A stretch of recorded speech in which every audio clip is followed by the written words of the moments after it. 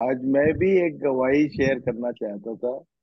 और इससे पहले कि वचन के भाग में एंटर करें, मैं अपनी साक्षी जरूर रखूंगा और उसके साथ एक प्रार्थना का विषय भी दूंगा।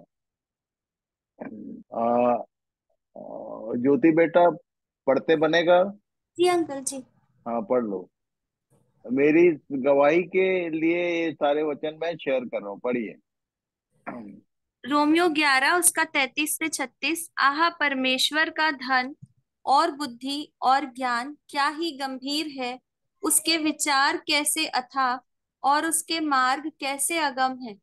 प्रभु की बुद्धि को किसने जाना, या उसका मंत्री कौन हुआ, या किसने पहले उसे कुछ दिया है जिसका बदला उसे दिया जाए।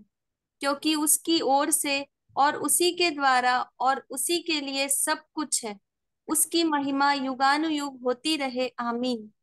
इसको हम लोगों ने छत्तीसगढ़ की कलीसिया में बहुत दिन तक गाने के रूप में गाया है।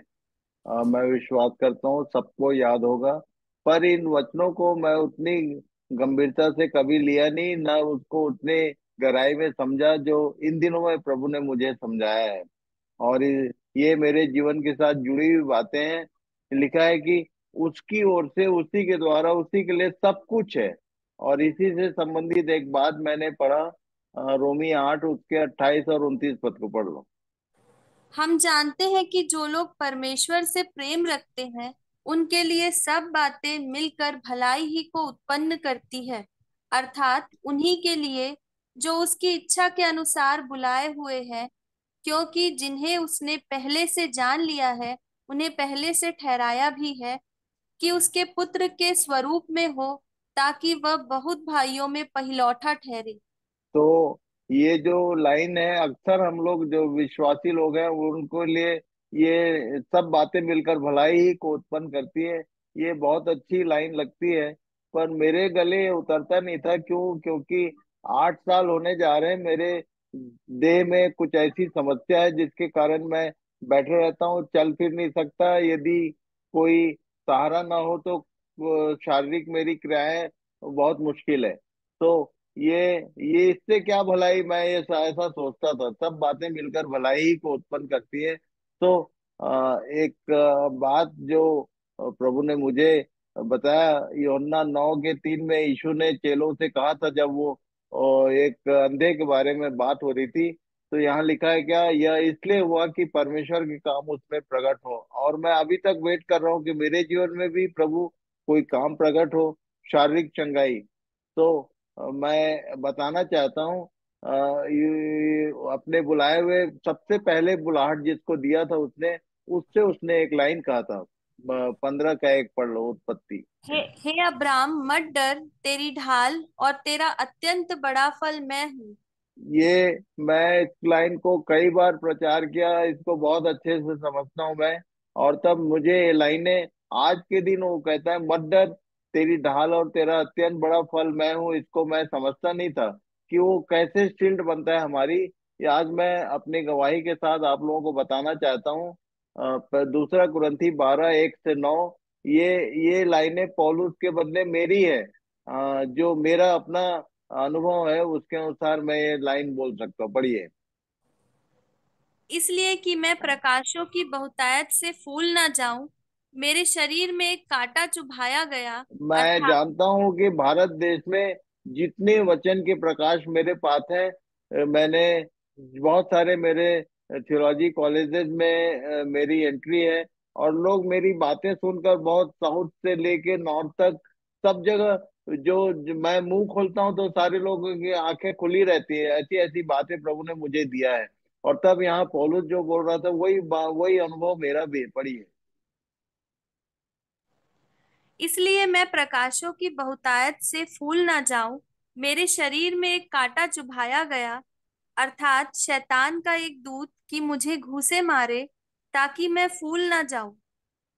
इसके विषय में मैंने प्रभु से 3 बार विनती की कि मुझसे यह दूर हो जाए। तो ये प्रभु से मैंने तो विनती की, 8 साल हो गया कर रहा हूँ। और पूरा भारत देश, जहां जहां मेरे लोग हैं जो मुझको जानते हैं, सारे लोग प्रार्थना कर रहे हैं, छोटे से लेके बड़े तक। पर ये अभी तक दूर नहीं हुआ। उसने एक ही लाइन बोला हुआ है, पढ़िए आगे। और उसने मुझसे कहा, मेरा अनुग्रह तेरे लिए बहुत है, क्योंकि मेरी सामर्थ निर्बलता में सिद्ध होती है। इसलिए मैं बड़े आनंद से अपनी निर्बलताओं पर घमंड करूंगा। कि मसीह की समझ मुझ पर छाया करती रहे। तो मैं धन्यवाद करता हूँ कि मेरे निर्बल दुर्बल शरीर में परमेश्वर का अनुग्रह लगातार बना हुआ है, कि मैं चल नहीं सकता, फिर नहीं सकता, फिर भी मैंने पिछले 7 साल के भीतर यहाँ से पुणे से लेके लद्दाख तक और पूरा अपना वेस्टर्न इंडिया, गुजरात, राजस्थान, पंजाब, कश्मीर, ये सब जगह मैंने इवेंजलिस्टिक ट्रिप किया। तो प्रभु का मैं धन्यवाद करता हूँ कि मेरी शारीरिक दुर्बलता अपनी जगह है, पर जो सेवा प्रभु ने मुझे दिया है, मुझे बोलने के लिए कुछ बात दिया उसने, और उसको बोलने के लिए मुझे अभी तक कोई समस्या नहीं है। तो ये मेरे लिए भलाई का कारण क्यों हुआ, ये मैं बताना चाहता हूँ। पढ़िए। क्या ये भजन संहिता 65 उसका 4 पद। जी, क्या ही धन्य है वह जिसको तू चुनकर अपने समीप आने और देता मैं है। जानता हूं कि मैं उन धन्य लोगों में से एक जन हूँ, जिसको चुन कर तू अपने समीप आने देता है। पहला पत्रस 4 के 1 में क्या लिखा? सो जबकि मसीह ने शरीर में होकर दुख उठाया, तो तुम भी उस ही मनसा को धारण करके हथियार बांध लो, क्योंकि जिसने शरीर में दुख उठाया वह पाप से छूट गया। तो मुझे मालूम नहीं था कि ये जो बीमारी है, ये मुझे कैसे मेरे लिए भलाई उत्पन्न करती है। तो इन दिनों में मैंने एक बात जो मेरे कानों तक पहुंची है, मैं बताना चाहता हूँ सबको, कि मेरी शारीरिक चंगाई के लिए प्रार्थना ना करें कोई। मेरे लिए केवल ये प्रार्थना करें कि उसका अनुग्रह जो निर्बलता में सिद्ध होता है, वो बना रहे बराबर, और उसका अनुग्रह मुझ पर, उसकी छाया मुझ पर बनी रहे, और मैं अपने काम को अंतिम श्वास तक करता रहूं। मतलब मैं बैठे रहता हूं पर मैं अब बोल सकता हूँ। तो मैं परमेश्वर पिता का धन्यवाद करता हूँ। बीच में 2 साल पहले मेरे को मेरे ब्रेन में क्लॉट हुआ, और उसके कारण मुझे स्ट्रोक भी आया, इसलिए मेरी जुबान थोड़ी सी गड़बड़ हुई थी। पर फिर से वो रिकवर हो गया। बीच में मैंने बहुत दिन तक ये बाइबल अध्ययन वाला जो ये ऑनलाइन सर्विसेज भी मेरी बंद करनी पड़ी थी।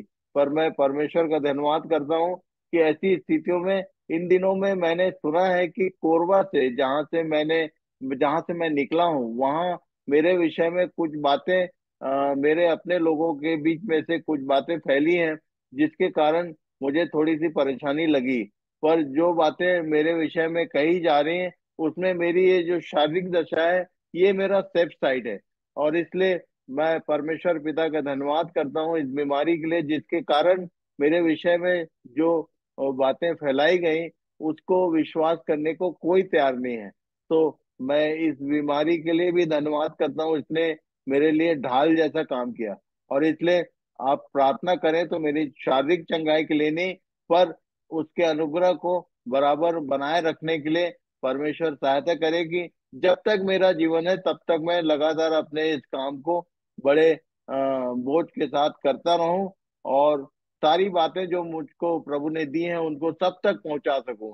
तो मेरी सबके लिए यही प्रार्थना है कि हम सब मिलकर, ये ऐसी बातें हैं जिसको, जो कहीं लिखित में आपको किसी किताब में नहीं मिलेगी, ये परमेश्वर ने मुझे प्रकाशित किया। खासकर जो विषय मैंने 2 दिन पहले शुरू किया है, इन विषयों को। तो प्रभु सहायता करे कि हम सब लोग इन बातों को सीखें ठीक से, और हमारे माध्यम से पूरे देश में फैल सके। तो प्रभु सबको आशीष दे। मेरे लिए विशेष करके शारीरिक चंगाई के लिए नहीं, पर उसका अनुग्रह मुझ पर बना रहे, इसके लिए प्रार्थना करें। ये मेरी छोटी सी गवाही।